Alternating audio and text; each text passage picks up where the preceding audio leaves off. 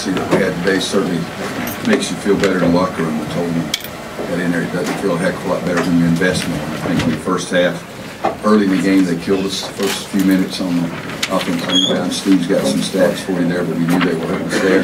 The second part of the first half, we did a great job on the boards.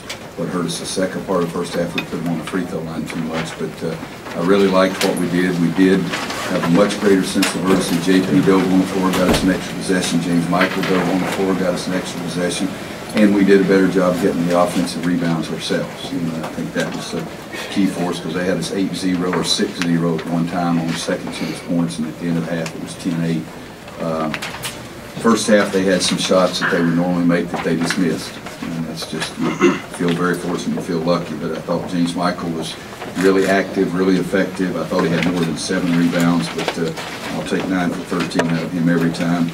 His free throws are going to start going in. I really believe that, but he's not shooting very well right now. I thought Marcus gave us a big lift in the second half. I think Marcus had 2 at halftime. It was 1 for 6 or something like that, and he had 13 in the second half. But it was a good basketball game for us, and we need to have that sense of urgency every time we play. If we do have, we've got a better chance. If we don't have that sense of urgency, it's really difficult for us. Coach, you mentioned Clemson's offensive rebounding early.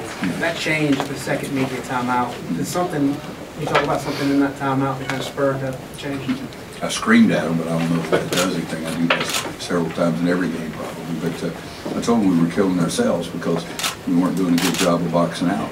And then you got to go get somebody. You got to go put a body on somebody, and then you got to go after the rebound like you really wanted.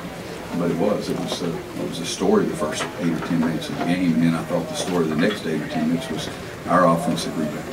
55% shooting for you guys against the defense that holds teams to 37.2. I think how things were with the shot selection. What was the big difference? Except for one that Bryce shot in the second half, where he just barely let the ball go, and it looked like it might have even been a pass to some people. That was probably the shot that I didn't like. We got sloppy there. Nate turned it over. Kennedy turned it over. Bryce took that bad shot. And I think that was 3 out of 4 possessions. But other than that, I was pleased with what we did offensively. And they are good defensively. The shots were going in for us tonight.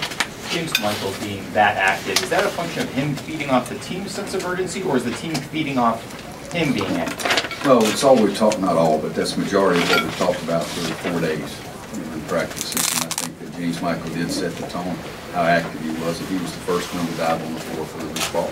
And, you know, you should play like that. You know, I almost don't feel like I should congratulate him because that's where you should play the game. And, but our teams have typically done that. We haven't done it nearly as much this year. But, you know, look, I think probably it's a little bit of both. I think they fed off him. There's no question how hard he was working on the boards, and but I think also that he saw his teammates were doing the same thing. Is there anything you and your staff can do to get that to become the consistent way they play, or is that up to them? Well, most of the time it's up to them. I'm not trying to blame our kids, but you've heard me say, and every coach says we shouldn't have to coach effort. But it's, you know, more invest, like the stock market. You can't make money if you don't invest. It's basketball. You can't get success unless you really invest.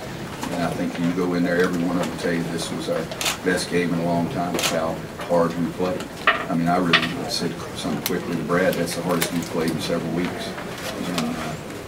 But I'm going to try to keep emphasizing it, screaming, stomping, whatever it takes kind of thing, but they've got to bring it. And when they do that, we've got a chance to be a good team. Boy, 3rd straight game with Kennedy in double figures. Is he becoming a fixture of the starting lineup for you guys? I don't know. You know, it's strange. I let 4 guys vote. I think I said this to the TV people before the game. I let Hubert, CB, Steve, and Brad. I said, "Oh, you guys vote in the starting lineup," and I didn't start the lineup that any of them put out there. So it just depends what kind of mood I'm in. But he's really done some better things, yes. And I tell you, another guy that only played very few minutes, but really gave us.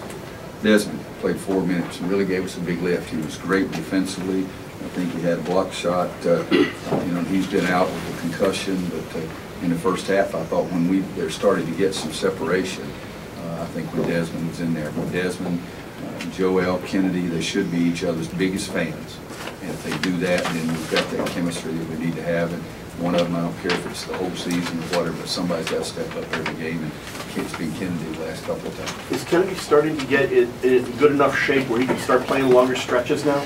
I don't know, the other night I think he played the last 13 minutes of the game, but we were so bad, I just wanted him to stay out there, that kind of thing. Bryce played 7.5 minutes in a row tonight, and I just took him out to give him a breather, but I'd like for him to be, there's no magic way, but I'd like for him to be lower so he can be more explosive. He didn't handle it quite as well inside, 5 of 9, and every one of the shots were 3 inches away from the basket, but he is doing some good things, and he's working harder defensively, and he's the best passer.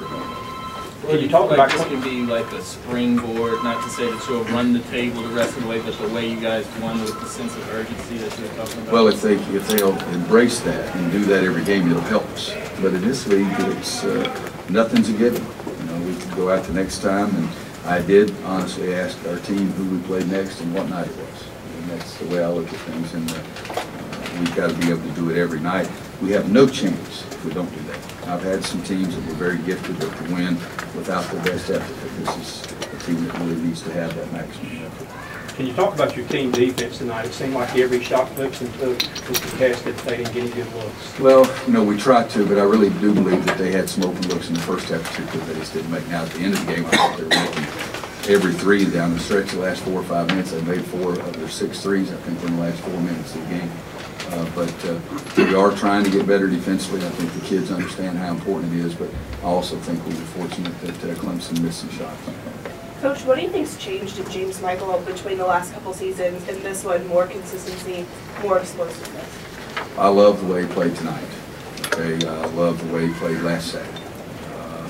Against Virginia, I think he did some good things, but I want him to be consistent every day, every day, every day. And we're still looking for that. And I think it goes 9 for 13. I think, if I'm not mistaken, last Saturday he was like 7 for 10 or something too. So his last 4 games, he's 27 of 44. Okay, 60+%.